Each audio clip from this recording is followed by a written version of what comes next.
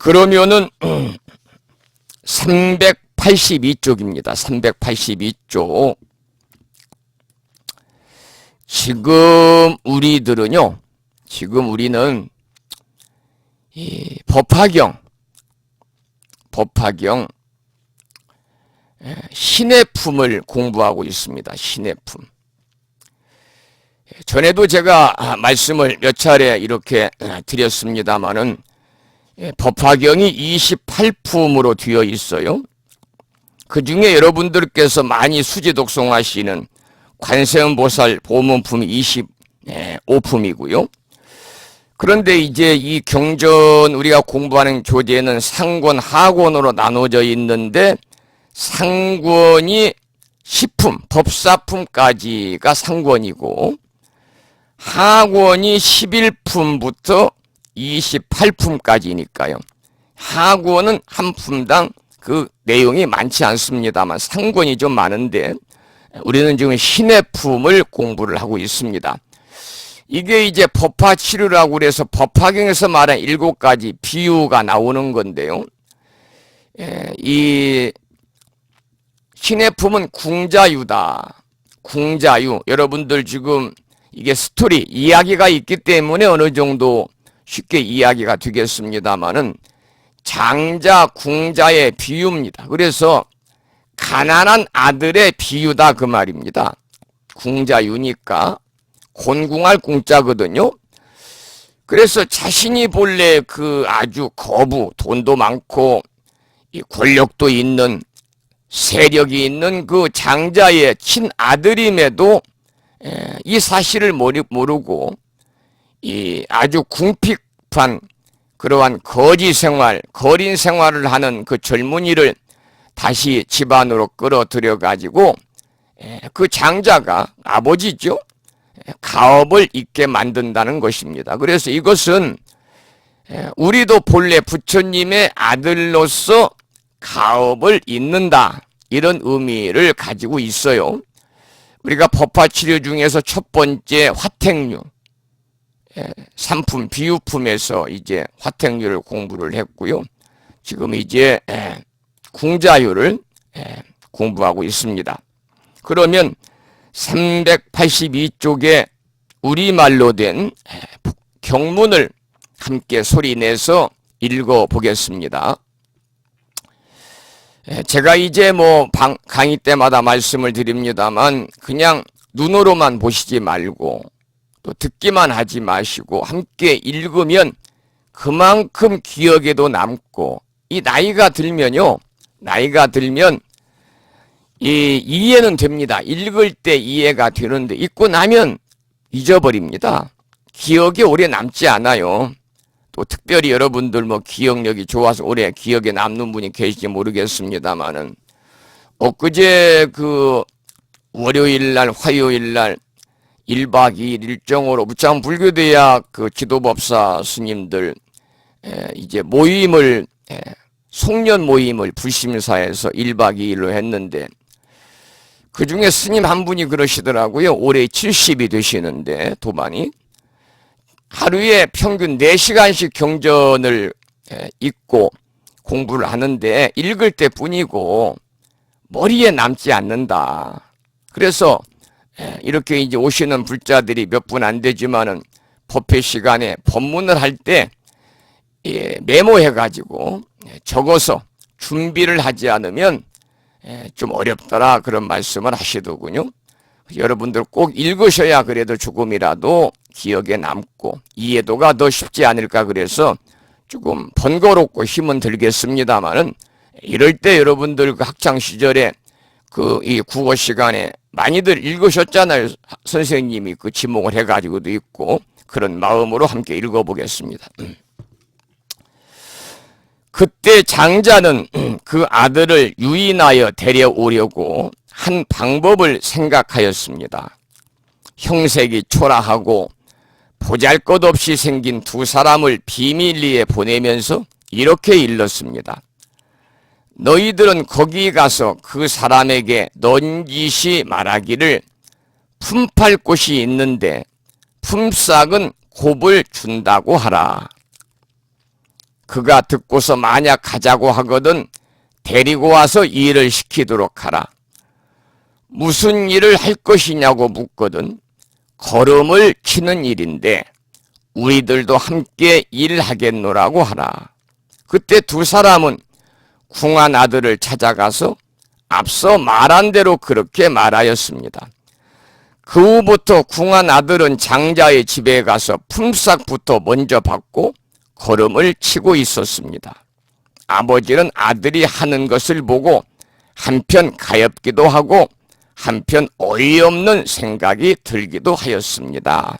여기까지 이제 경문을 함께 읽었습니다. 이제 아버지가 방편을 써서 그 아들의 마음 상태에 맞는 그 하찮은 일거리를 주어가지고 그래도 아들이 밥벌이 할 수 있는 여건을 만들어준 그런 이야기입니다. 사실 그 이 장자는 어마어마한 많은 재산을 가졌습니다마는 이 그토록 많은 재산을 소유한 장자가 자신의 아들이 걸음을 치는 소위 하찮은 일을 하고 있으니까 얼마나 기가 막히겠습니까? 참으로 기가 막힐 노릇이죠. 이런 상태를 가리켜서 재분 정가 암시다 그렇게 말합니다. 우리가 지난 시간에 재분 정가 암시에 관해서도 공부를 했습니다. 이게 이제 재분 정가 암시라는 것은요, 이 거름과 똥을 쳐주고 값을 받는 시기다 그래가지고 서가모니 부처님께서 암경을 설하는 때다. 암경을 설하는 때다. 이렇게 이해를 하시면 됩니다. 서가모니 부처님께서는 성도하시고 나서 12년 동안 암경을 설하셨습니다. 여러분들 이 강의를 들으시는 법부님들 중에서 아침 불심사 방송을 듣는 분들이 대부분이고 또 아침 방송을 듣지 않는 분들도 계시는 걸로 알고 있습니다만 될 수 있으면 들으시기 바랍니다. 지금 오래전부터 이 시간 함께 동참하고 계시는 충청남도 보령시에 살고 계시는 보덕화 법부님께서 암경을 올려주고 계십니다. 증일 암경을 공부를 했고 그리고 지금은 이제 중암경을 공부를 하고 있거든요. 암경이야말로 서가모니 부처님의 생생한 육성의 법문이다 이렇게 이제 여러분이 이해를 하시면 됩니다. 그래서 우리의 일상생활, 신행생활은 물론이거니와 우리들의 일상생활에도 대단히 귀감이 되고 삶의 하나의 그 이정표가 될 수 있는 그러한 가르침의 말씀들이거든요. 그래서 이 시기가 바로 부처님께 성도하시고 나서 12년 동안 암경을 설하셨는데 바로 그때다 그 말입니다. 이제 부처님께서 이제 그 성도하시고 나서 12년 동안 그 암경을 설하셨다는 말씀을 드렸는데요. 부처님 성도일이 이제 불교의 4대 명절 중에 하나잖아요. 언젠지 아시죠? 음력으로 12월 초 여덟의 날입니다. 금년에는 12월 초 여덟의 날이 부처님 성도일이 성도절이라고도 하고요. 일요일 날입니다.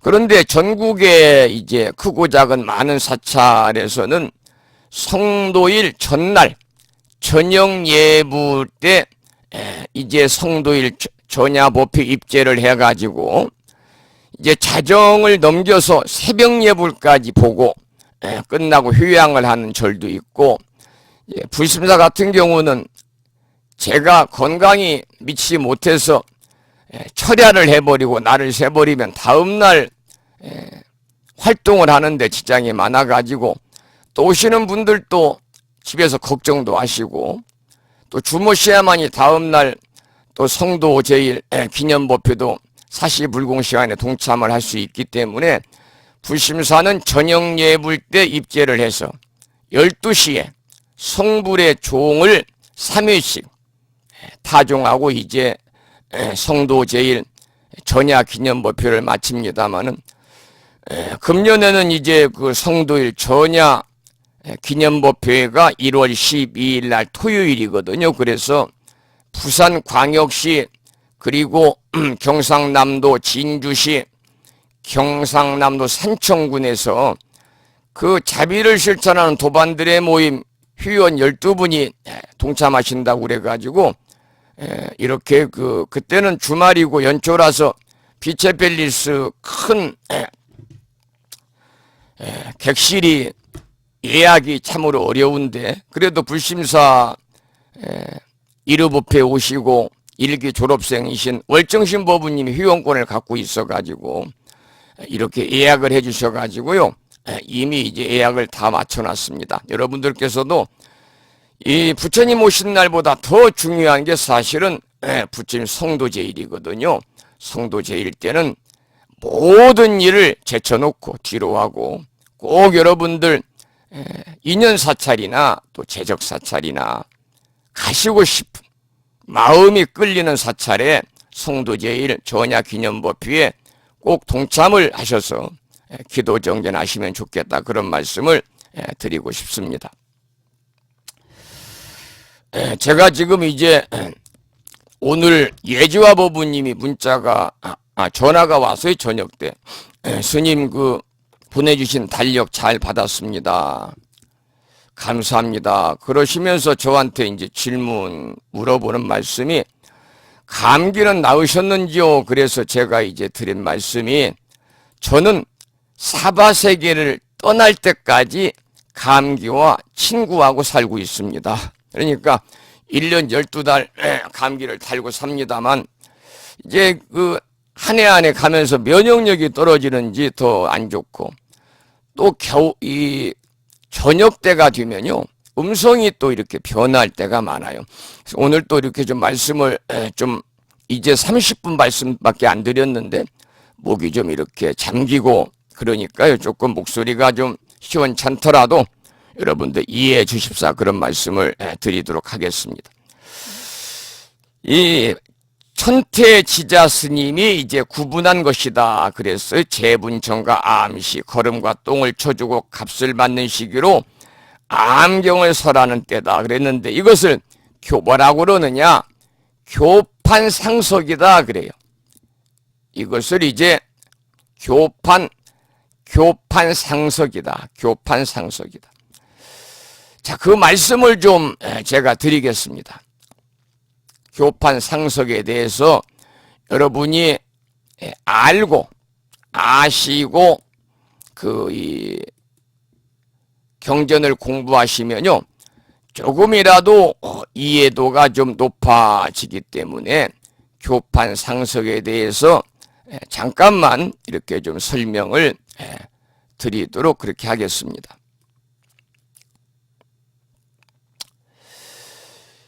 이 부처님이 일생 동안 설하신 가르침을 분석을 해가지고요. 382쪽 가장 밑에 끝에 보면 교상판석입니다. 교판이 아니라 교상판석입니다. 교상판석이 나와요.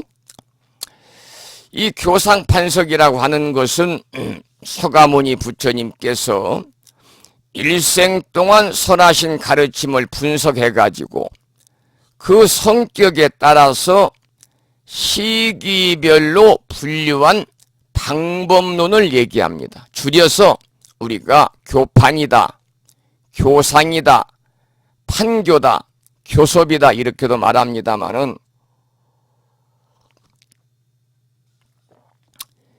이 우리나라에서는 이제 특히 신라시대에 원효 스님께서 행한 그 4가지 사교의 이 교판을 이제 우리나라에서는 이렇게 사용을 가르침을 주고 있어요. 그래서 보편적으로 이제 교판 그러면 오시 교판을 이야기합니다. 오시입니다. 다섯 오자 떼시자. 그 시기죠. 때를 시기를 다섯으로 나눴다는 겁니다. 그러니까 이 말씀은 모든 경전을 크게 다섯 가지로 분류를 하고 그것을 어떻게 배치를 하느냐? 시간적으로 연대별로 배치를 한 것을 말합니다. 그래서 이 58규의 대표적인 것은 여기에 나옵니다만 중국 천태종의 지자 스님이죠. 천태 지자 스님이 구분한 것이 58규가 대표적이에요. 이 서가모니 부처님께서는 이제 출가하신 후에 성도를 하시고, 성도는 이제 깨달음을 이루신 거잖아요. 도를 이루시고 45년간 설하신 것을 연도별로 이렇게 시기별로 시간대별로 이렇게 분류를 해서 화엄경은 서가모니 부처님이 성도하시고 나서 가장 먼저 설하신 경전이 화엄경이에요. 화엄경이요 10만 개송 240만 자다 그래요. 누가 뭐 정확하게 한자 한자를 다 뭐 세어 받겠습니까만 어쨌든 간에 화엄경은 개송이 10만 개송이요. 부처님께서 이제 7초 후에 7군데에서 9번에 걸쳐 설하신 개송이 10만 개송의 글자 수는 240만 자다. 그러면 어마어마한 방대한 경전입니다. 그리고 최상승 법문이에요. 근기가 약한 사람들은 이해를 못할 정도로 난이도가 높아요. 그래서 스님들께서도 이제 승가대학이나 강원에서 이 4년 과정 공부를 하는데 처음에 1학년은 치문반, 2학년은 사집반, 3학년은 사교반, 4학년은 대교반 이렇게 이제 4년을 공부해요. 지금 이제 작년에 불심사에서 8월 12일 날 출가하시고 금년 봄에 경상남도 직지사에서 삼위계 수계를 하신 연웅스님이 지금 이 구례화엄사 승가대학의 1학년 치문반이잖아요. 이 4학년 대교반이 돼야 화엄경을 공부하는데 화엄경을 저도 이제 저희 종단의 중앙승가대학에서 종단의 그 강원에서 4년간 공부를 하면서 마지막 4년 차에 1년 동안 화엄경을 공부했습니다마는 마지막 한 달은요, 한 달 동안은 한 2달 정도군요. 2달 정도는 그냥 한 시간에 한 100페이지, 200페이지 정도 그냥 술술술술 넘어갈 정도로 그렇게 마지막에 진도를 몰아붙였는데도 마무리가 되지 않더라고. 그렇게 방대합니다. 그 방대한 화엄경을 부처님은 성도하시고 나서 딱 37일 21일 동안 설하신 것이 바로 화엄경입니다. 그리고 아까 말씀드렸던 아함경은요 12년간 설하신 12년간. 그 다음 방등경은 8년간. 그리고 반야경은 21년간. 그래서 반야부 경전이 가장 많은 거예요. 그리고 우리가 지금 공부하고 있는 이 법화경은 8년. 부처님께서 이제 마지막 말년이죠, 말년. 부처님이 사유로 말하면 사유 나이의 세수 80세에 열반하셨으니까 아마 70대 초반에부터 설하셔가지고 이렇게 열반하시기 전까지 설하신 경전, 마지막 부처님이 설하신 경전이 지금 우리가 공부하고 있는 바로 법화경입니다. 그래서 이렇게 이제 이렇게 얘기를 합니다. 최초 화엄 37일 21일이죠. 최초 화엄 37일이요 암 12, 방등 8, 21째 담 반야, 마지막이니까 종담, 마지막에 설하신 법화 8년. 그런데 이 법화경 신의 품을 우리가 지금 공부하고 있습니다만은 이 신의 품에 있는 아들의 비유, 궁자유에 이제 잘 나타나 있죠. 바로 지금 우리가 그걸 공부하는 거예요.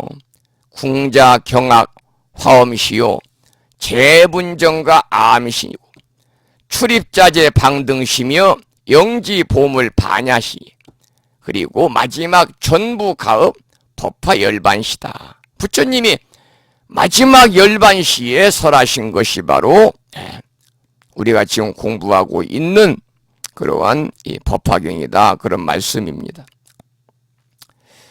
다시 한번 이제 이 법화경 우리가 공부한 내용, 신의 품을 조금 구현해서 내용을 개략적으로 말씀을 드리면, 여러분들이 그 이야기식으로 이 연속곡처럼 또 우리가 소설 읽는 것처럼 스토리가 있으니까요, 잘 들으시면 이해가 쉬워요.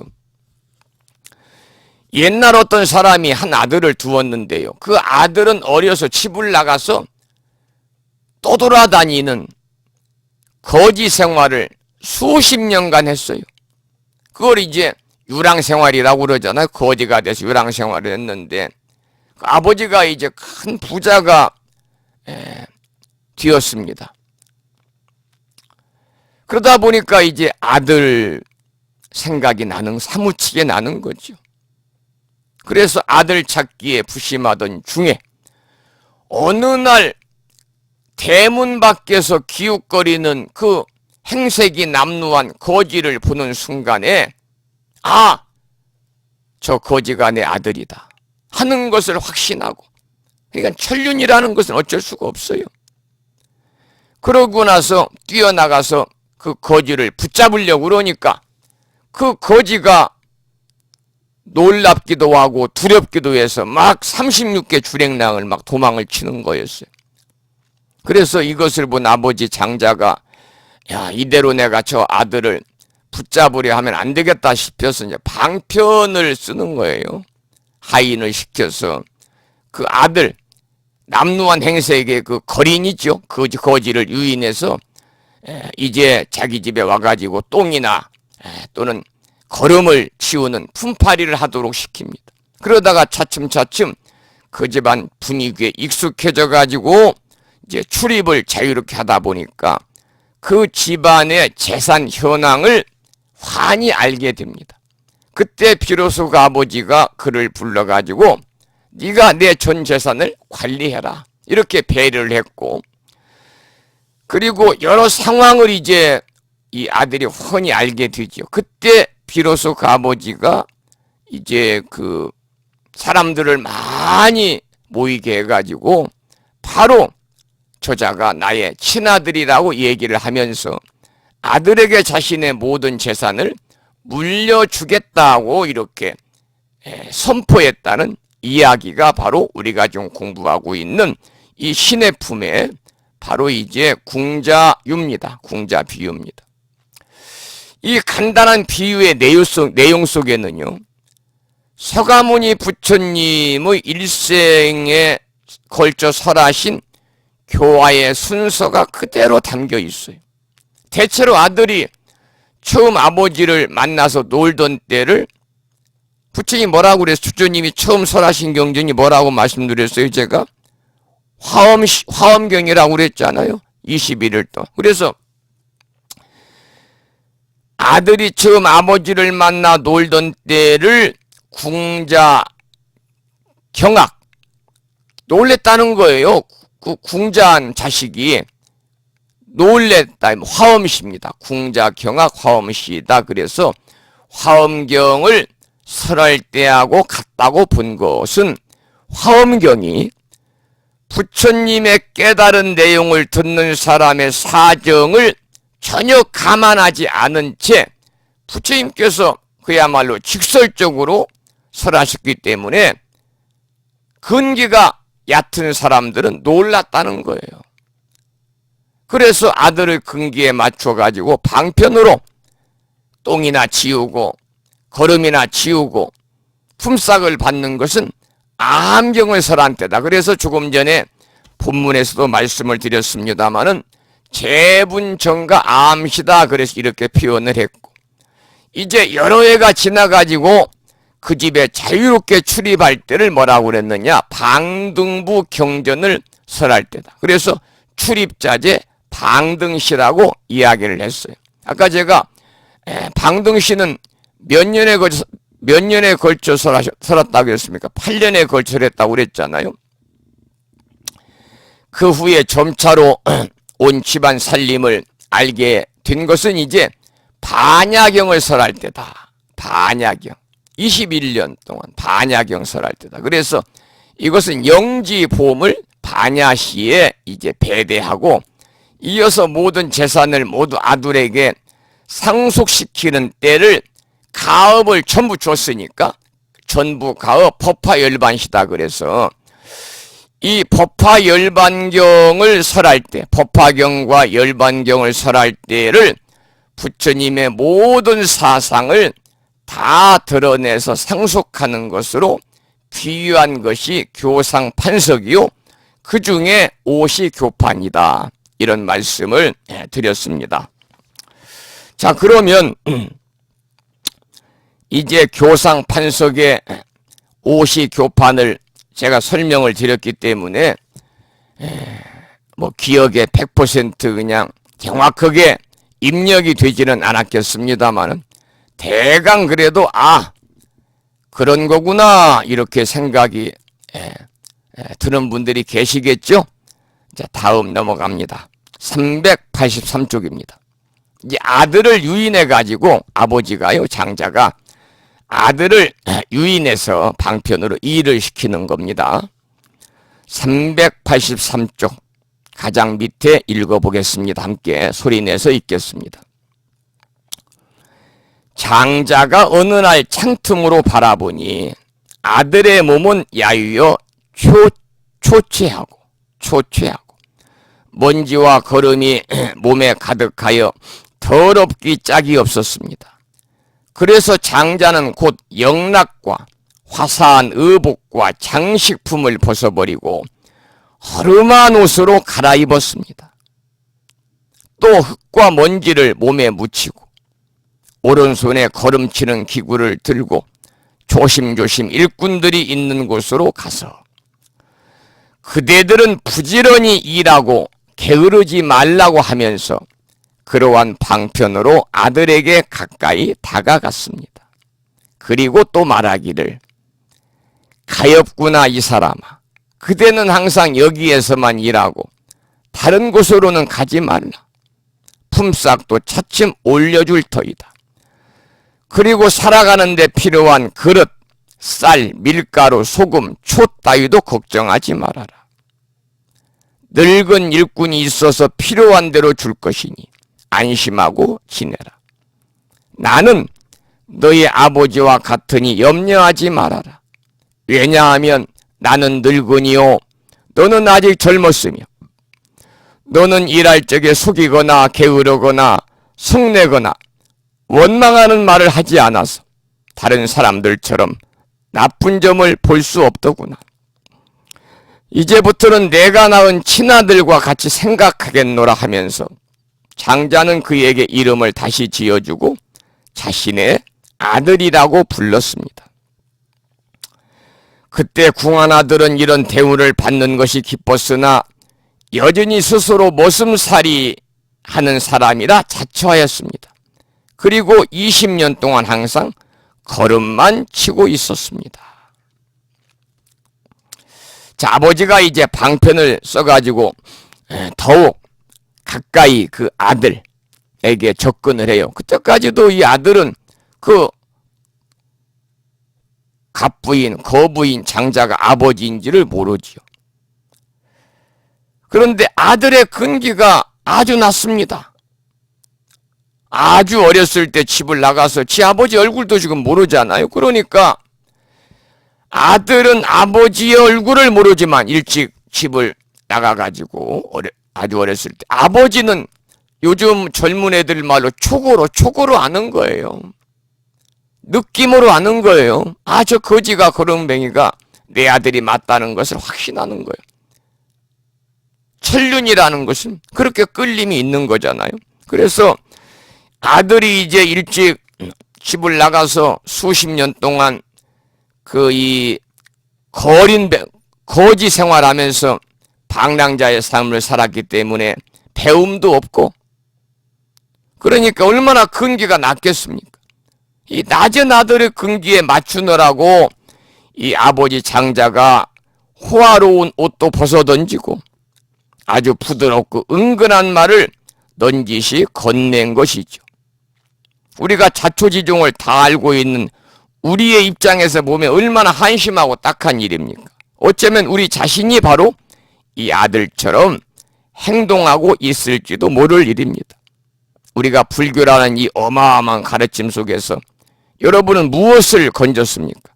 거부장자보다 천배 만배 더 훌륭한 불법의 재산을 만났는데 우리가 얻어가는 것이 도대체 무엇이냐 그 말이에요. 다이아몬드가 잔뜩 쌓여있는 창고에서 기껏해야 돌 몇 개 주워가는 것은 아닌가 하는 생각이 들어요. 그래서 여러분들 이 인신난득이요 불법난봉이라 사람이 죽어서 사람 몸 받기 어렵고 사람 몸을 받았다 하더라도 부처님법 만나기는 더 어렵습니다.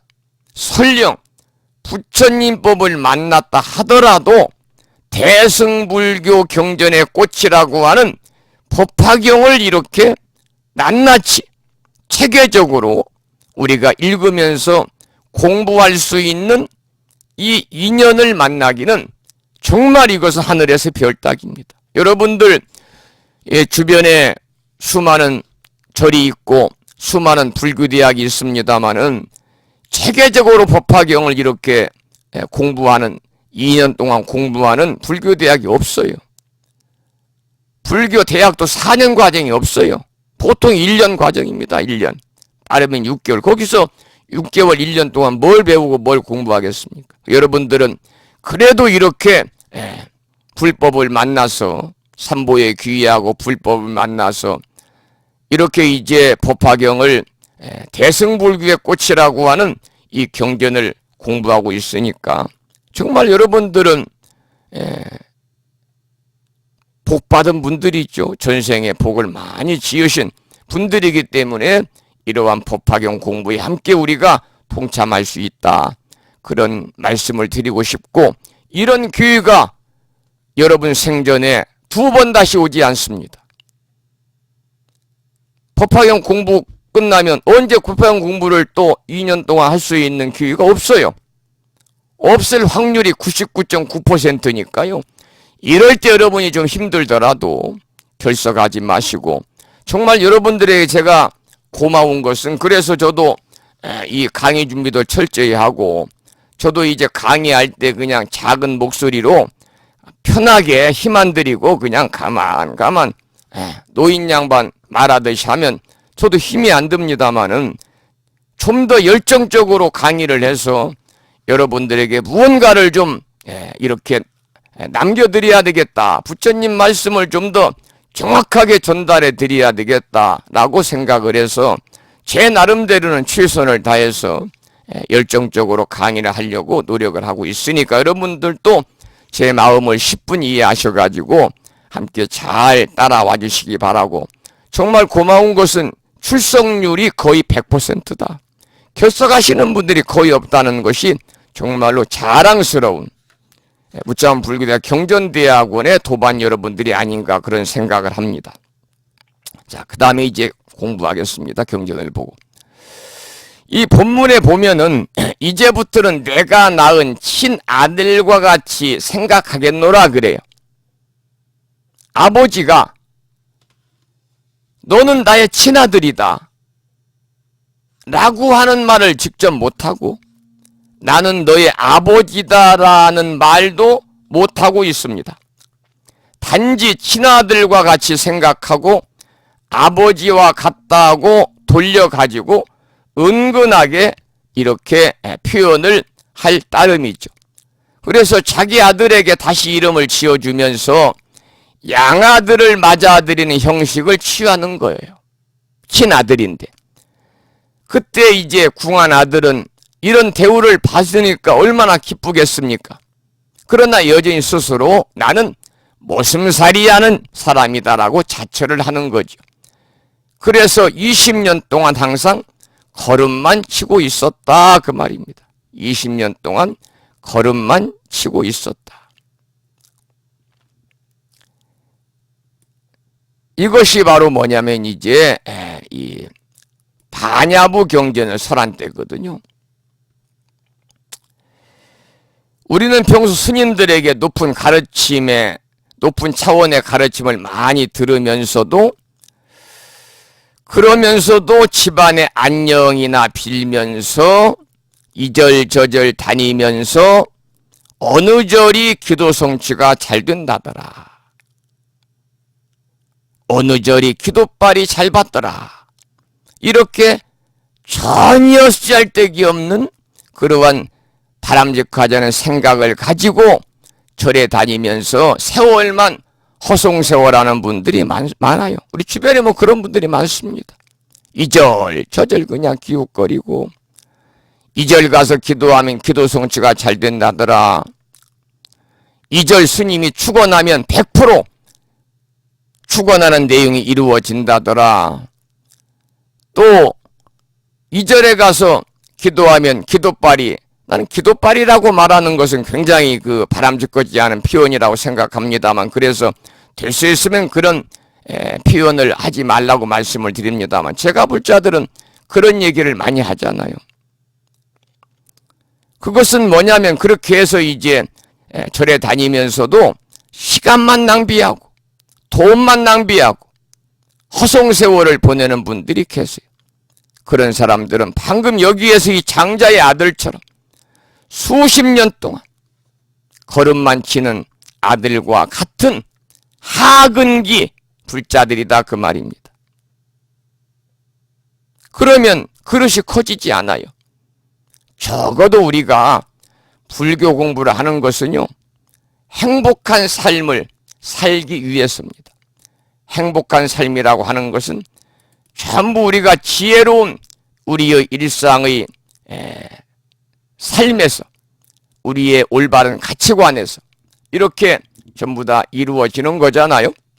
모든 것들이 다 일체이심조라 마음먹기에 달려 있습니다마는, 그래서 여러분들이 불교 공부를 하는 목적을 여러분은 어디에 두고 계십니까? 이게 뭐 지금 오프라인 반 같아야 제가 질문을 하는데 한 분 한 분 이렇게 호명하면서 아무개 법우님은 불교 공부를 하는 목적을 어디에 두고 있습니까? 이렇게 이제 물어보고 대답을 하면 거기에 관해서 제가 또 지적을 하고 답변을 해드리는데, 이게 온라인 수업이고 하기 때문에 저 혼자 자문자답을 할 수밖에 없는 것이 아쉽잖아요. 우리가 불교 공부를 하는 것은요, 스스로의 불성을 깨달아 가지고 부처가 되기 위함이에요. 우리가 스스로의 불성을 깨달아 가면서 부처가 되기 위함이다. 이게 최종적인 행복의 종착역이에요. 우리가 불교 공부하면서 서로 불성을 깨달아 가려고 경전도 공부하고 부처님 말씀을 마음에 새겨서 시인의 행을 하게 되면 행복한 삶을 누릴 수 있어요. 경제적 여건과는 별개로. 그래서 우리가 불교 공부를 하는 목적은 여러분이나 저나 마찬가지예요. 다 우리는 태어나면서부터 부처가 될 수 있는 성품을 가지고 태어났어요. 그 불성의 자리가 다 있어요. 그 불성의 자리를 깨달아서 우리가 구경열반이라 마침내 자타일시 성불도 부처가 되기 위해서 불교 공부하는 거예요. 불교 공부한다고 그래서 부처님이 뭐 집을 사줍니까? 보너스를 줍니까? 로또 복권 6자를 찍어줍니까? 그런 거 아니잖아요. 그래서 우리가 본래 모두 불성을 지니고 있기 때문에 스스로의 불성을 깨달아가지고 부처가 되기 위함이 불교 공부를 하는 목적이 되어야 됩니다. 그러니까 본래 여러분이나 저나 모두가 청정한 부처를 찾아서 성불할 수 있어야 되는데, 그러려면은 불자로서의 올바른 가치관을 가지고 가장 중요한 것은 계율을 지키면서 행을 제대로 해야 된다는 거죠. 이 행이 올바르야 됩니다. 행이 올바르야 됩니다. 자, 그러면 이제 385쪽을 이제 봤으니까 거기에 보면 5번에 큰 글씨로 재산을 알고 나서 물려받다. 그러니까 여러분들도 이절저절 다니면서 집안의 안녕이나 빌고 소원성취나 빌면서 어느 절에 기도성취가 잘 된다더라, 어느 절에 스님이 축원하면 뭐가 이루어진다더라, 어디 가서 기도하니까 기도빨이 잘 맞더라, 이런 불필요하고 전혀 불교 공부에 도움이 되지 않는 그러한 잘못된 생각을 가지고 절에 다니면 백날 다녀봤자 허송세월이다 그 말입니다. 이것은 우리가 수십 년 동안 걸음만 치고 똥이나 치는 그러한 장자의 아들과 같은 가장 하근기예요. 적어도 여러분들이 법화경을 공부를 하게 되면 이미 중근기까지는 올라와 있어야 됩니다. 다 올라와 있습니다. 지금 중근기는. 이제 상근기로 여러분들이 올라가셔야 된다 그 말이에요. 그래야 우리가 그릇이 커요. 그래야 많이 담을 수 있을 거 아니겠어요? 386쪽을 보겠습니다. 386쪽 본문을 함께 읽어보겠습니다.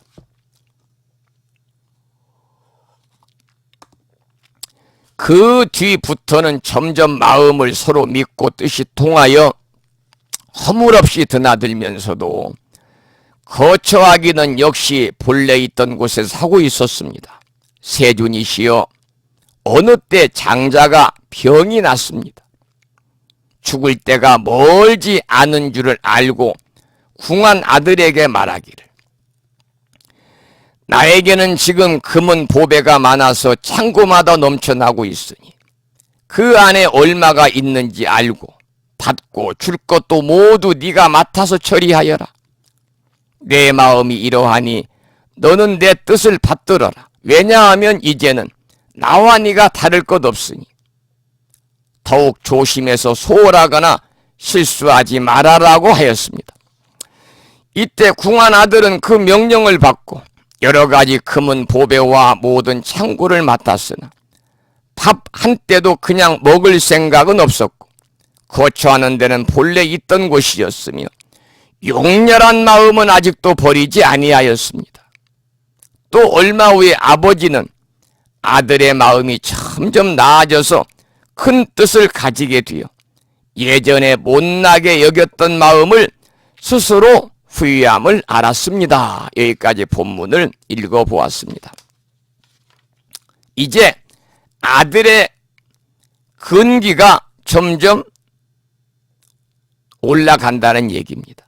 이 마음은 아들의 마음이 차츰 커진다는 얘기예요. 그래서 아들이 후회를 합니다. 내가 왜 전에는 그렇게 못나게 굴었던가. 그러나 이제 하열지심은 영미능사다. 용렬한 마음은 버리지 아니하였습니다.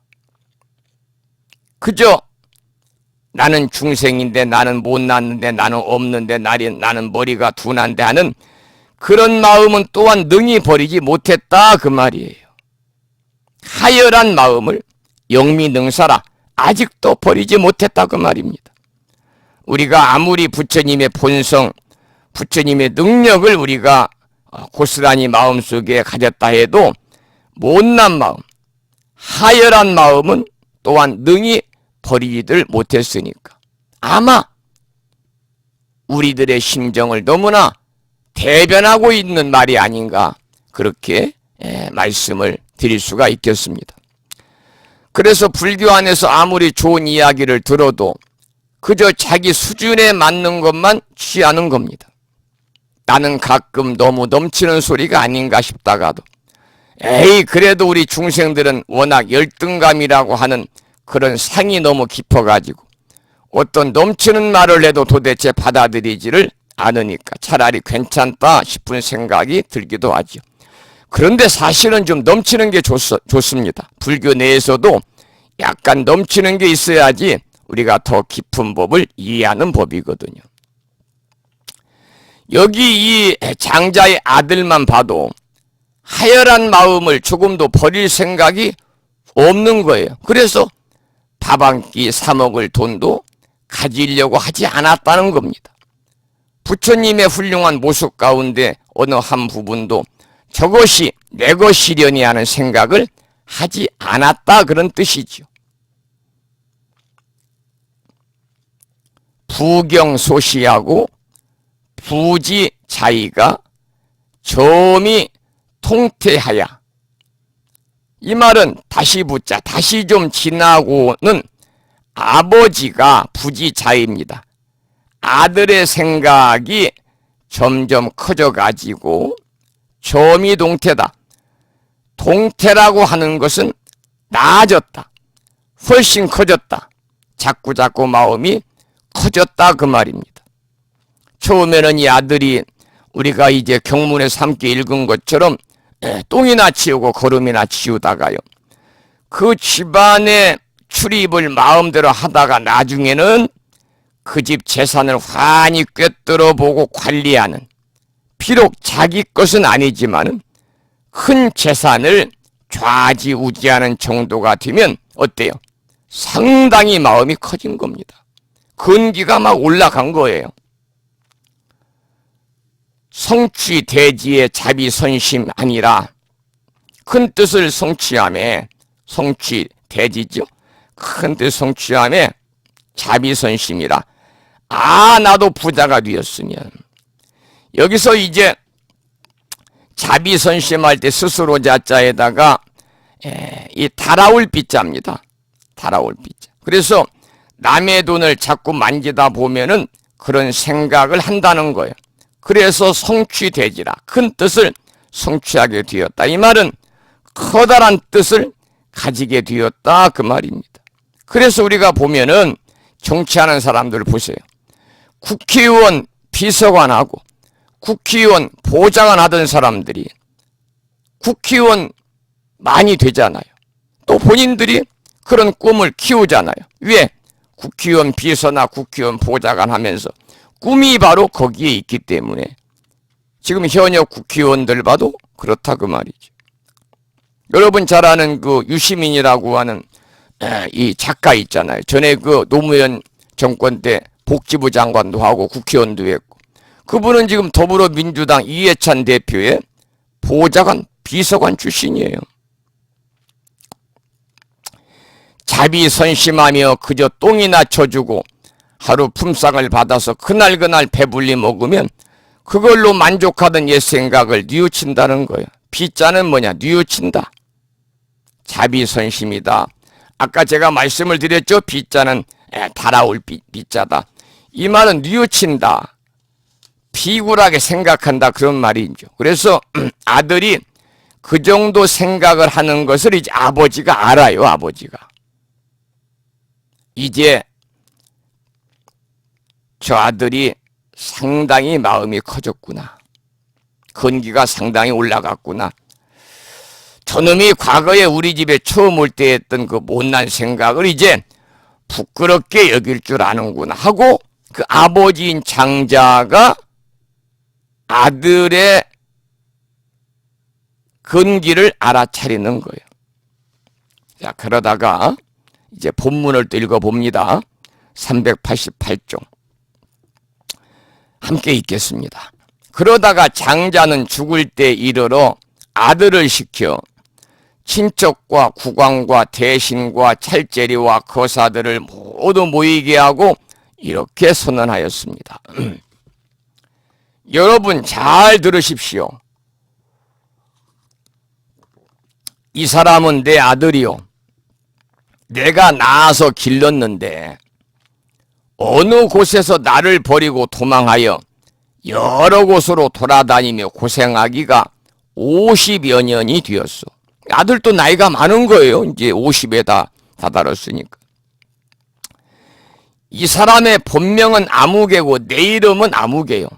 그 옛날 고향에서부터 근심하여 찾느라 애를 썼는데 뜻밖의 여기서 만났어.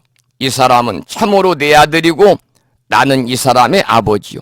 이제는 내가 가졌던 모든 재산이 모두 이 사람의 소유이며 예전부터 출납하던 것도 이 사람이 알아서 할 것이요 하였습니다.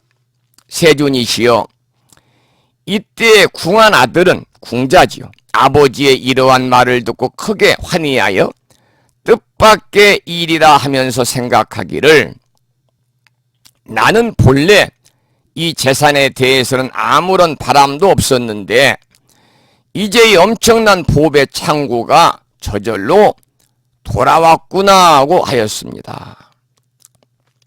자, 여기서 이제 그 해설문을 볼까요? 우리는 살면서 일상에 필요한 소박한 소원 하나를 이루려고 불교를 믿는 사람들이 있죠. 그런데 이것은 못난 아들과 거부 장자와 좌우부 장자의 관계와 똑같다 그 말입니다. 오늘 제가 저녁 공양을 하러 이제 매일 가는 백반집에 갔는데 거기에 목사님 한 분이 오셔서, 그분도 저녁에 이제 항상 거기서 만나서 밥을 공양을 하는데 천도제에 관해서 물어봐요. 자기가 알고 있는 그 할머니 한 분이 아들이 45살인데 혼처자리가 없어가지고 아직까지 막내 아들인데 이제 결혼을 못했다는 거예요. 그런데 할머니가 이제 다니는 절이 있어요. 거기가 이제 보령 시내 절이에요. 땡땡사. 그랬더니 그 주지 스님이, 보살님, 노보살님, 아들 혼사자리가 나타나서 아들 여우려면 조상님들 천도제를 해드려야 됩니다. 천도제. 그런데 보살님, 조상님들은 원체 살아생전에 업을 진 분들이 많아서 천도제를 한 번 해가지고는 안 되고 3번을 하면 보살님 아들은 분명히 혼처자리가 나타나서 장가를 갈 것입니다. 그런데 그 전에 그 스님이 이제 오래저래 다니면 대강 알잖아요.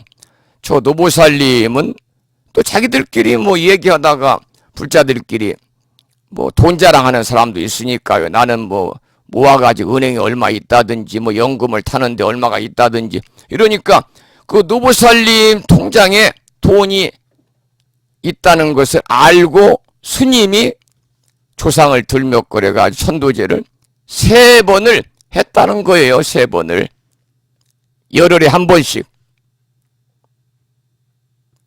그런데 지금까지 장가를 못 갔다는 거예요. 그러면서 하시는 말씀이, 저한테 질문을 해요. 만약에 지금 서가모니 부처님이 살아계신다면 천도제 하는 거에 대해서 어떻게 말씀하실까요? 라고 물어봐요.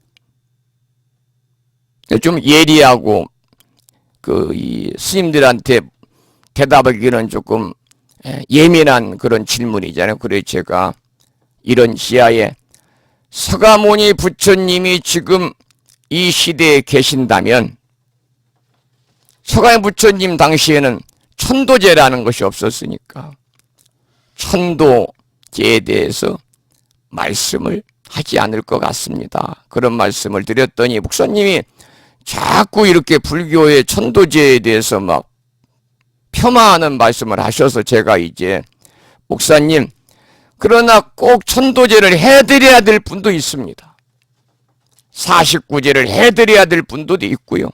그러니까 전부 천도제가 잘못됐다고만 이렇게 고정관념으로 생각하지 마시고, 방금 목사님께서 말씀하신 것처럼 스님이 자신의 그러한 이익을 편취하기 위해서 정말 이 어려운 여건에 있어가지고 죽기 전에 막내 아들 50전에 장가라도 보내고 돌아가시려고 있는 돈 털어가지고 천도제를 하게 만든 그 스님이 잘못된 스님이고, 그런 스님들은 빙산의 일각입니다.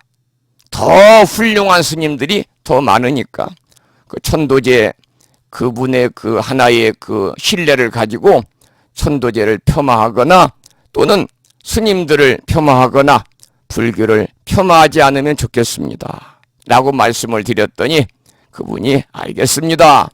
그리고 저녁 공양을 하고 왔습니다.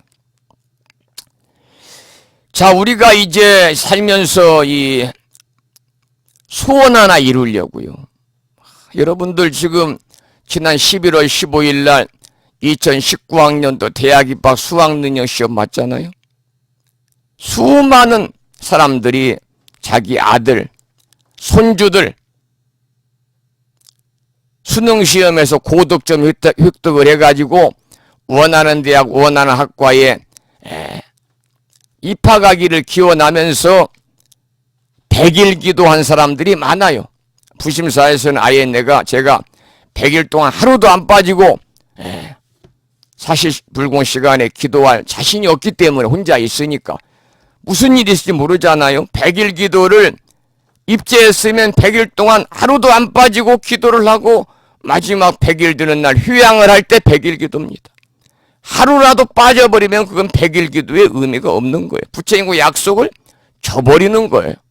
부심사에서는 그러한 100일 기도 뭐 수능시험 뭐 한다고 이렇게 홍보내가지고 기도비 받고 뭐 100일 기도 기도비 받고 뭐 그러지 않은데 많은 절들이 그렇잖아요. 100일 기도 뭐 요즘에 안거철이잖아요. 동안거 입제한다고 100일 기도비 뭐 얼마를 전부 다 내라고 그래가지고 스님이 100일 동안 하루도 안 빠지고 기도도 않고, 물론 이제 주지 스님도 계시고 또 이제 보시금을 받고 근무하시는 기도 스님, 기도만 하는 스님, 부전이라고 그러잖아요.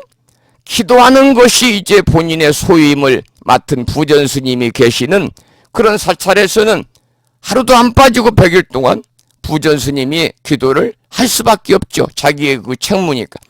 그러나 이제 주지 혼자 계신 분들은요, 할 일이 많아요. 그러다 보면 100일 동안 하루도 빠지지 않고 기도하기는 쉽지 않다 그 말입니다. 그래서 저는 아예 안 해요.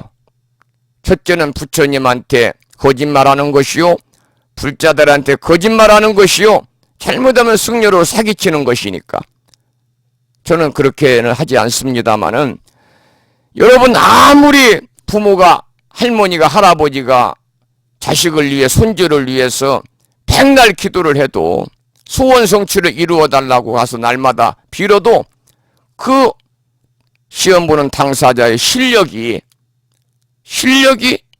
일정 동안 일정의 실력에 올라가지 않으면요, 어디 그 전문학교 갈 사람이 서울대학교 입학하겠습니까?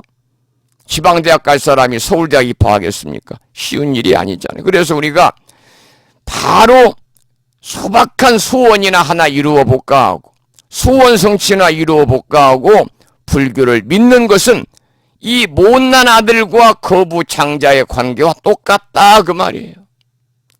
그래서 아까도 말씀을 드리지만 우리가 절에 다니고 불교 공부를 하는 것은 스스로의 불성을 깨달아서 부처가 되기 위함이다. 그래서 모두가 몰래 청정한 부처를 찾아서 성불할 수 있도록 쉼없이 정진하자 그런 말씀을 드렸는데, 그러면 이렇게 또 여러분이 생각할 수 있어요. 스님, 그러면 다가오는 12월 22일 날이 동지인데 부심사에서는 왜 동지기도 동참 안내문을 보냈습니까? 그것도 한 해의 애군을 다 떨쳐내고 한 해를 마무리하고 새해를 이제 맞이하면서 좀 더 한 해 동안 불보살님의 가피와 신중님의 보살핌 속에서 더 여유롭고 평안하고 행복한 삶을 살기 위한 소원 성취를 기원하는 그런 기도인데, 그건 논리적으로 맞지 않는 말이 아닙니까? 라고 질문할 수 있는데요. 여러분이 동지기도뿐만이 아니라 모든 기도가 다 그렇게 생각하시면 돼요. 자, 동지라는 것은 이제 우리가 아세라고 그래서 작은 설입니다. 묵은 해에 누구나 애군이 있습니다. 허물들이 있습니다. 그러한 애군과 허물을 다 우리가 내려보려고 내려놓고 내년에가 이제 이 돼지띠예요. 그래서 올해 기해생인 예순 양반들이 내년에 이제 환갑인데 내년은요 황금돼지입니다. 황금돼지. 그래서 황금돼지의 새해에 밝은 기운을 받아가지고 다 건강하고 행복하게 지내자는 의미로 우리들이 이제 부처님 전에 그 팥죽 공양도 올리고 또 기도도 하고 그래가지고 가족 모두가 평안하고 다가오는 기해년 한 해에도 원하고 바라는 일들이 꼭 이루어지도록 마음을 모아서 불공을 드리고 정성으로 우리가 기도를 하는 날인데 기도해서 나쁠 거 없잖아요. 본인이 기도하고 스님이 축원해주면 아무래도 기도와 축원의 여건으로 바라고 원하는 일들이 100% 퍼펙트하게는 이루어지지 않아도 어느 정도 근접할 수 있다. 그 동지기도에 동참했다고 해서 묵은의 애군이 싹 없어지고 새해 밝은 기운을 받아가지고 다 원하고 바라는 일들이 100% 퍼펙트하게 다 이루어지느냐? 그러지 않아요. 중요한 것은 내가 동지기도를 맞아서 이렇게 기도도 하고 또 내가 보시금을 내므로 인해서 절의 스님들이 이 추운 겨울철 한철 내가 정성껏 십시일반으로 내는 보시금으로 겨울의 한철 스님들 난방 기름값도 내고 또 전기세도 내고 또 생활하는데 어려움 없도록 수행생활에 도움도 드리는 그러한 여러분들이 마음으로 기도에 동참하셔야 된다 그 말입니다. 물론 우리가 살면서 한 해 동안 알게 모르게 여러분들 많은 업을 지으셨죠. 저도 마찬가지예요. 특히 세속에 사시는 분들은 스트레스를 많이 받는다고 그래요. 스트레스. 그게 바로 분심이에요. 세속에 사시는 분들은 탐냄을 끊임없이 구합니다. 그게 바로 탐심입니다. 어리석은 삶을 살아요.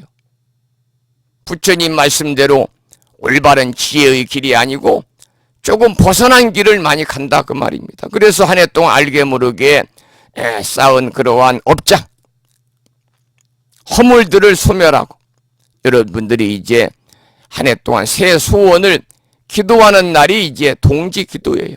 언제부터인가는 모르지만 부처님 당시에 아무리 경전을 뒤져봐도 동지기도라는 말이 안 나와요.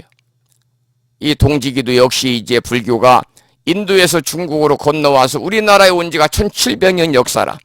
우리나라에 들어와서 민속신앙과 이것이 함께 불교는 다 모든 것을 받아들이고 모든 것을 다 이렇게 흡수하고 배려하고 타 종교처럼 배쳐가는 종교가 아니잖아요. 그러다 보니까 이제 산신각도 있고 칠성각이라는 것도 있고 막 그러지 않아요?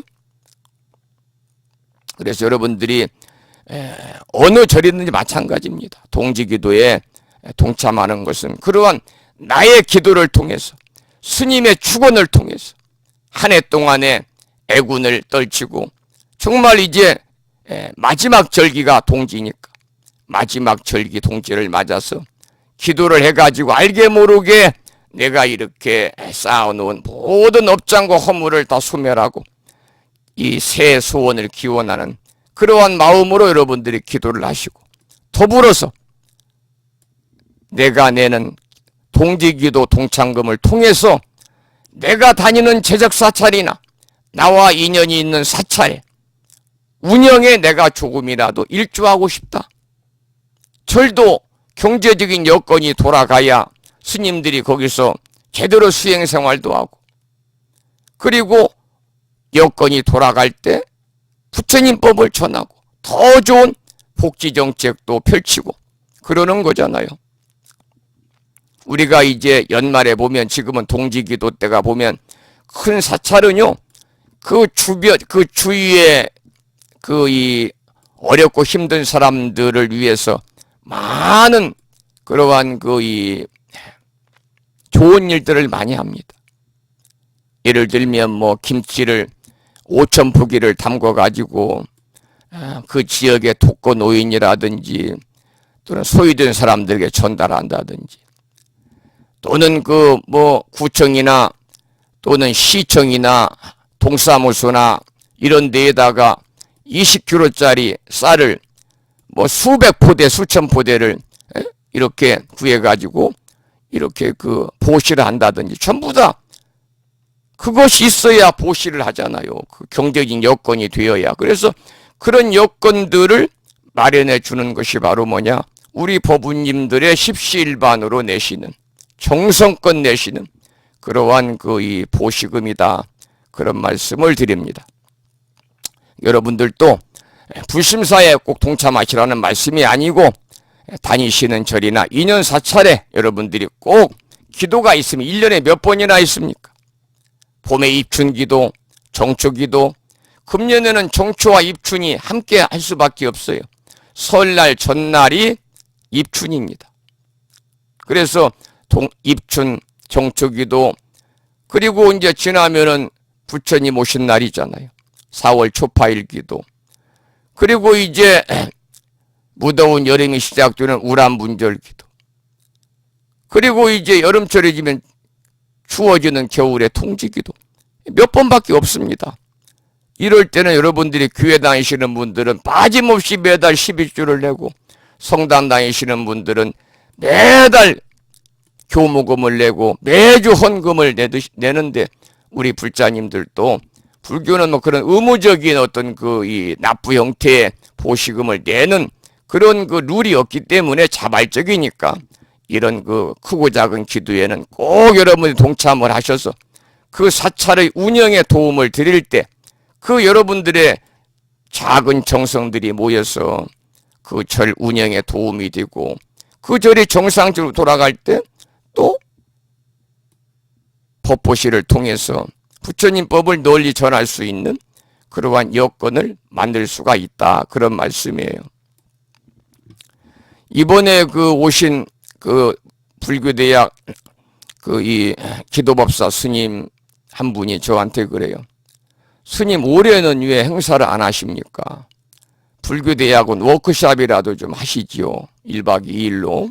그래서 이제 대한민국 조계종이나 이 시대에 훌륭하신 그 이 선지식을 강사 스님으로 초대해서 한 2분 초대해서 저녁에 강의도 하고 이렇게 해서 이제 1박 2일로 세미나를 워크숍을 하면 참 도움이 될 텐데요. 그 말씀에 제가 대답하기를 제가 왜 그걸 모르겠습니까? 그런데 그런 행사를 하자면 부수적으로 들어가는 것이 뭐냐? 경비입니다. 경비. 1박 2일 워크숍 하면은 멀리서 오시는 분들 전부 다 비체베리스 방이라도 빌려서 채워드려야 되고 저녁, 아침, 점심 전부 다 사드려야 되고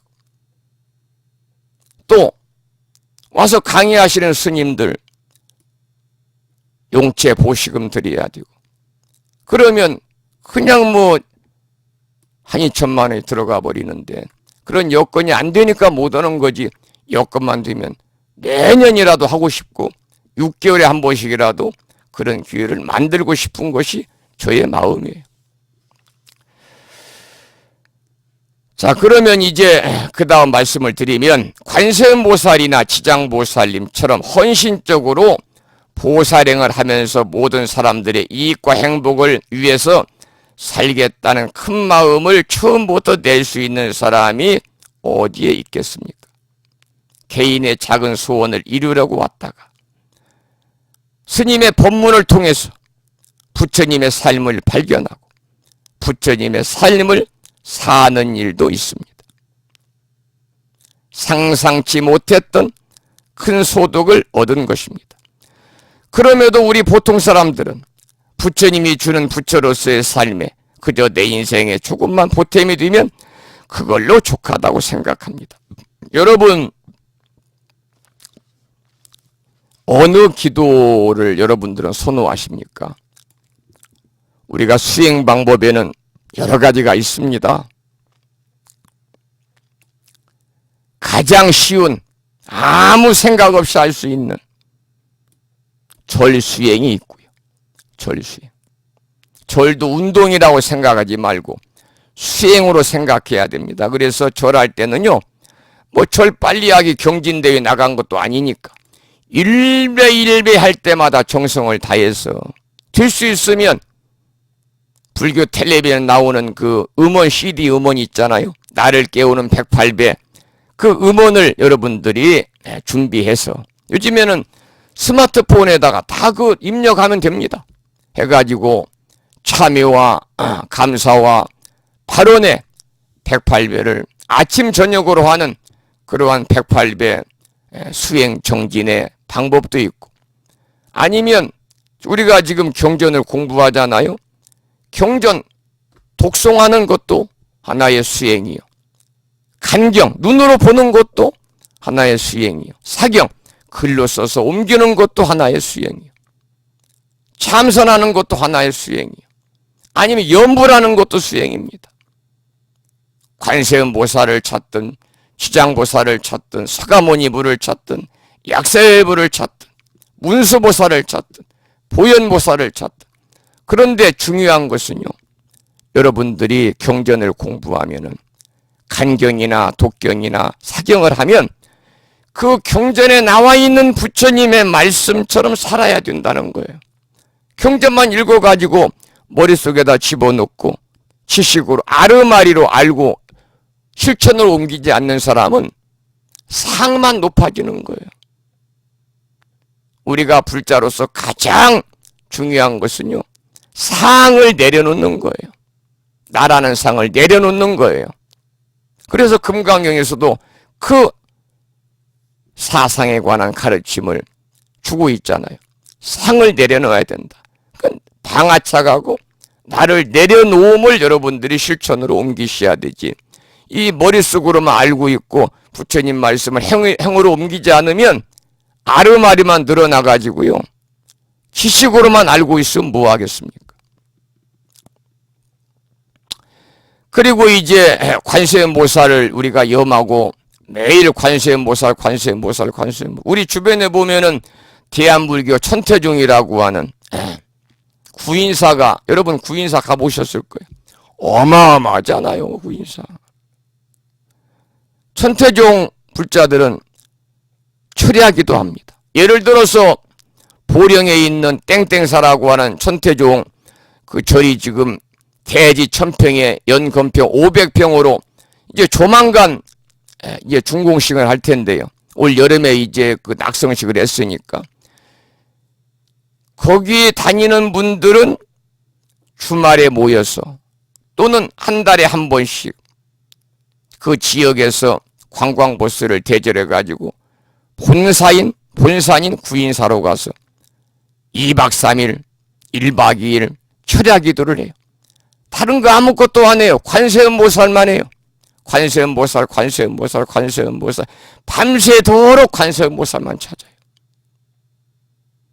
관세음보살님이 현세 이익적인 소원을 들어준다고 그래서 관세음보살만 일심으로 염하면 모든 일은 만사형통이다. 내가 바라는 것은 다 이루어진다는 그런 확신을 가지고 하는데, 저는 개인적으로 그런 모든 것을 이루어주기를 바라는 그런 기복신앙으로의 관세음보살 기도는 바람직하지 않다고 생각해요. 중요한 것은 뭐냐? 내가 관세음보살님을 찾고 관세음 기도를 하면요, 내가 관세음보살이 되어서 관세음보살님처럼 이고등락의 중생들을 구제하고자 하는 그러한 마음으로 관세음보살님처럼 자비행을 실천해야 되는 거예요. 그것이 기도의 공덕이고 기도라는 목적이 되어야 됩니다. 지장보살을 염하면 지장보살님의 가피가 함께 하셔가지고 돌아가신 우리 부모님들, 할아버지, 할머니, 또 증조부, 뭐 이렇게 선망 부모, 조상들, 일가 친척들이 다 이렇게 극락왕생해가지고 이렇게 후손인 나를 음덕으로 도와주겠지. 그러면 모든 일이 잘 되겠지. 이러한 기복신앙은 잠깐 뒤로 밀어놔야 됩니다. 정말 중요한 것은 내가 관서 지장보살 기도를 통해서 나는 지장보살님의 원력과 정신을 배워가지고 지장보살님처럼 살아야 되겠다. 지장보살님의 원력과 정신을 현실에 실천하는 불자로 삶을 살아야 되겠다라고 생각하고 여러분들이 기도하시면 그 다음에 내가 바라고 원하는 모든 일들은요, 여러분들이 애걸복걸 하지 않아도 다 부처님께서 알아서 이루어 주시는 거예요. 여러분들의 기도의 목적이라고 하는 것은 바로 그런 것이다 라는 말씀을 드리죠. 우리가 작은 그러한 소원 성취만 이루려고 우리가 기복신앙으로 우리가 절에 다녀 기도를 하는 것은 바람직하지 않다. 그런 말씀을 드리는 거죠. 자, 시간이 이제 9시 37분이 돼가지고 여기까지 이제 말씀을 드렸습니다. 왜 이렇게 시간이 빨리 가는지 모르겠네요. 빨리 가버렸네요. 다음 시간은 390쪽. 390쪽. 이게 이제 빨리 진도를 나가고 싶어도 쉽게 또 이렇게 내용도 많고 드릴 말씀도 하다 보면 또 많고 그래서 뭐 꼭 이것을 뭐 몇 달에 끝내야 되는 건 없으니까요. 하여튼 천천히 알차게 함께 공부해 나갈 수 있도록 그렇게 제가 노력을 해 보겠습니다. 다음 시간에는 12월 12일 날 12 사태 생각나네. 12월 12일 날 다음 시간은 공부하도록 그렇게 하겠습니다. 자, 늦게 오신 분들이 계신지 확인을 해서 또 출석 점검을 좀 하고 또 강의를 마치도록 하겠습니다. 자, 카페를 보고 있습니다. 카페에 전라북도 군산에 살고 계시는 덕광거사님께서 조금 늦게 출석하셨습니다. 반갑습니다. 그리고 부산광역시에 살고 계시는 견덕화 법우님께서 늦게 출석을 하셨습니다.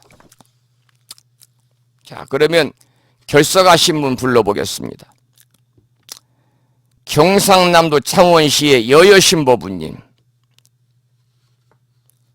경기도 화성시의 인경화 법우님, 혹시 강의 듣고 계시면 문자로 출석했다는 말씀을 주시든지 아니면 카페에 올려놓기 바라고, 오늘 결석하신 분 중에서 전라북도 김제에 사시는 보불신 법우님께서는요, 어제 이렇게 달력을 잘 받았다고 전화를 주시면서 스님 내일은 제가 개인적인 사정으로 인해서 결석합니다. 이렇게 미리 전날 전화를 주셔서 오늘 결석하신 분은 2분입니다. 출석률이 매우 높아서 감사드리고, 제가 그 출석부 정리만큼은요 철저하게 지금 하고 있습니다. 그래서 될 수 있으면 이제 우리가 이제 졸업식 할 때요, 뭐 시작이 있으니까 끝이 있잖아요. 입학이 있으면 졸업이 있고, 입학식은 따로 이렇게 오프라인에서 모여서 하지 않았습니다만 졸업식만큼은 불교대학 4년 할 때는 입학식을 했어요. 따로 모여가지고 날을 잡아서. 그런데 이제 불교대학원은 또 졸업식 한 지 얼마 안 돼가지고 바로 개강을 했기 때문에 입학식을 따로 하지 않았습니다만 졸업식만큼은 또 여법하게 하려고 하고 있는데, 이번 졸업식 때는 이제 그 개근상을 받는 법우님들이 좀 많았으면 좋겠다. 그게 바로 이제 그 결석을 하지 않고 열심히 공부한 결과물이잖아요. 그렇게 되기를 소망하면서 결석을 될 수 있으면 하지 마시고 꼭 일주일에 한 번이니까 출석하셔서 함께 하십사, 그런 당부의 말씀을 드립니다. 한 가지 드릴 말씀은, 제가 일률적으로, 그러니까 이제 불심사 달력을 여러 부를 보내주시라는 분들이 계셨어요. 가장 많게는 7부, 6부, 5부, 4부, 2부. 이런 분들은 제가 우체국에서 소포, 택배로 보냈습니다. 택배로. 그럼 바로 그 다음날 이제 받으셨을 것이고, 일률적으로 12월 3일 날이니까요. 어제 그저께 월요일 날 오전에 달력을 다 보냈습니다. 350명 보냈습니다. 그런데 그 혼자 꼬박 이틀 작업을 했습니다. 해가지고 혼자 날르고 해가지고 달력을 붙였더니 어떻게 허리가 삐끗했는지 오늘 신경외과 가서 치료하고 물리치료하고 왔습니다만, 나이도 젊은데 이제 물리치료를 하러 다니니까 좀 모양새도 안 좋더군요. 가면 전부 다 어르신들만 누워 계시는데 젊은 놈이 가 누워 있으니 그것도 좀 나쁘고 그런데, 아픈데 어떡하겠습니까? 가서 치료를 했는데, 아마 이제 달력을 받으신 분도 계시고, 이 일반 우편으로 보냈어요. 왜냐하면 이 소포로 보내면 그 다음날 택배는 바로 받는데 그 비용을 제가 감당치를 못하니까, 350명 소포로 택배로 보내면 비용이 많이 들잖아요. 그래서 일반 우편으로 이제 보냈는데, 그 안에 우리 불교대학원 경전반 도반님들에게는 큰 달력 하나, 벽에 거는 달력이죠. 천진불.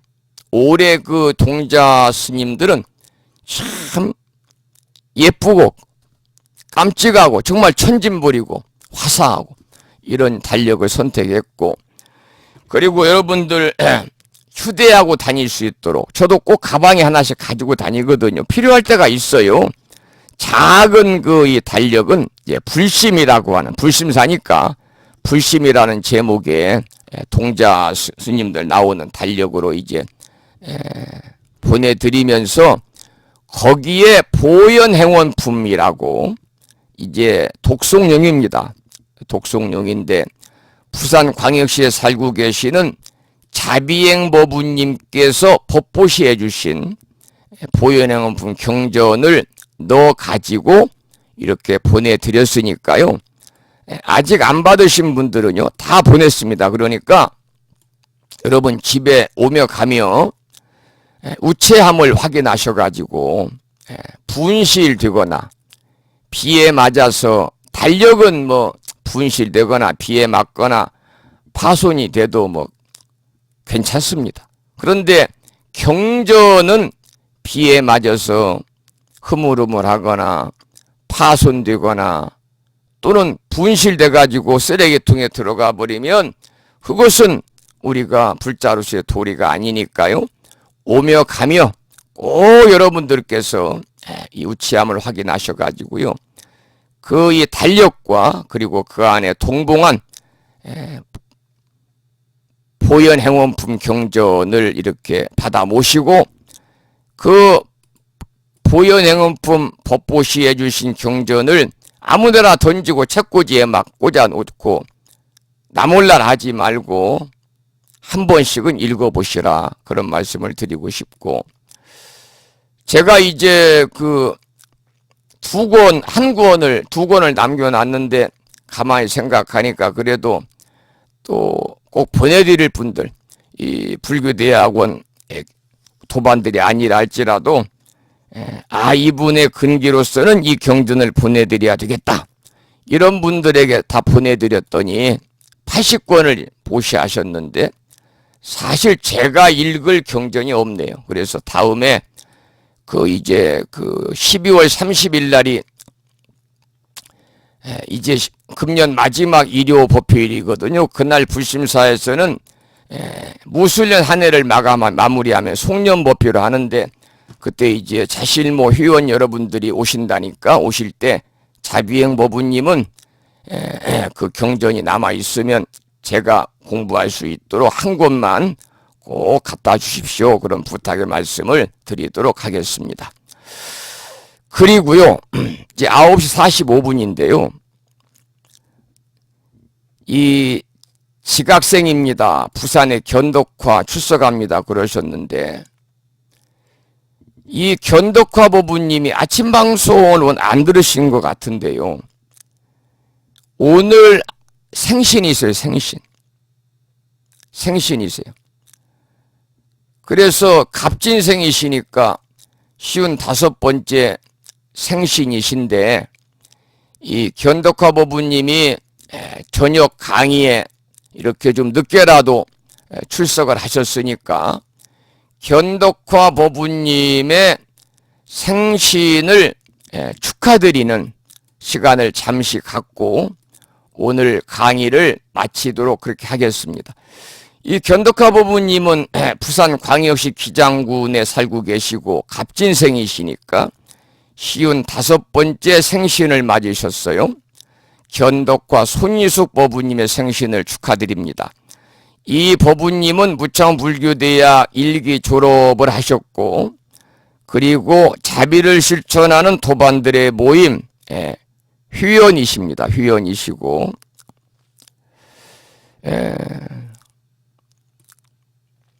열심히 신행생활 하시는 법우님이신데 생신 축하드리고요. 이 달력은요 일반 우편으로 보냈기 때문에요 빠르게는 그 다음날 길게는 보름까지도 갑니다. 그러니까 무작정 기다리시면 도착합니다. 왜냐하면 옛날에는 빠른 우편이라고 그래서 이제 돈을 더 주면 빨리 보내는 그 우편 제도가 있으니까 없어졌어요. 그래서 일반 우편과 이길 특급 다음 날 가는 등기와 택배밖에 없습니다. 그래서 이게 이제 그 달력이라서 일반 우편으로 보내도 1,500원입니다. 그러니까 택배는 4,000원씩인데 택배로 보내면 다음 날 받고 정확히 받으니까 좋은데 이게 뭐 350명 정도를 택배로 보내려면 불심사 경제력으로는 좀 너무나 부담스러워서 일반 우편으로 보냈는데요. 이제 이틀밖에 안 됐잖아요. 안 들어가는 아직까지 못 받은 것이 정상적인 겁니다. 그래서 빠르게는 그 다음날 전에 보니까 웅천 우체국에서 웅천에 사시는 보살님을 보냈는데 열흘 만에 웅천에 바로 그냥 걸어서 5분이면 갈 집도 열흘 만에 배달이 됐다고 그래. 그러니까 일반 우편은요 말 그대로 세워라 내워랍니다. 그러나 이제 작은 편지 봉투가 아니라 편지 봉투는 분실이 되지만 큰 대봉투니까 우체국에서 분실은 안 될 겁니다. 그러니까 여러분들이 적어도 12월 15일까지 기다려 보시고 2주 동안 기다려도 안 오시면 그때 연락을 주시면 제가 이제 12월 17일 날 보내드리도록 하겠습니다. 그러니까 이 너무나 달력이 아직 안 왔다고 조급해 생각하지 마시고 그냥 무작정 기다리십시오. 무작정 기다리시면 도착합니다. 그런 말씀을 드리겠습니다. 자, 그러면은 견덕화 법우님 생신 축하드리고 항상 부처님 법안에서요 정말 올바른 불자로서의 그러한 참다운 삶을 사시면 모든 일들이 마음과 뜻대로 성취되십니다. 부처님 뭐 이루어 달라고 신중님 뭐 이루어 달라고 뭐 가서 애걸꼴 안 해도 정말 불자로서의 참다운 신행생활을 하시게 되면 모든 일은 절로절로 이루어지니까요. 그러한 신행생활 하시기를 소망하면서 견덕화 법우님의 55번째 생신을 축하드리는 노래 한 곡을 띄워드리겠습니다. 항상 부처님 법안에서 평화롭고 행복한 번째 생신을 맞이하신 도반이신 견덕화 법우님 생신을 축하드리는 시간을 가졌습니다. 학장님 지금 강의 시간에 동참하셨죠? 내일은 학장님 보살님이신 관음심 노보살님께서 내일 생신이시네요. 내일 아침에 생신 축하드리도록 하겠습니다. 한번 자주 찾아뵈야 되는데 제주도가 먼 거리도 아닌데 말이죠. 이렇게 찾아뵙기가 쉽지 않네요. 하여튼 금년 겨울 안으로 찾아뵙겠습니다. 하여튼 건강하시기 바랍니다. 이번에 그 도반들 모임에서도 학장님 말씀들을 많이 하시고 학장님 건강을 스님들께서 많이 걱정하시고